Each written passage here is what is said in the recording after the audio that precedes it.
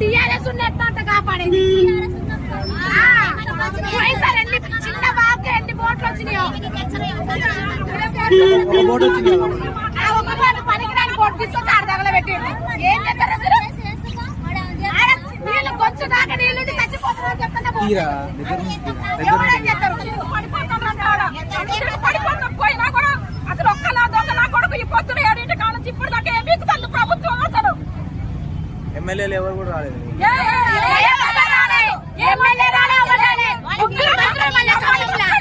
మళ్ళీ గెలిచి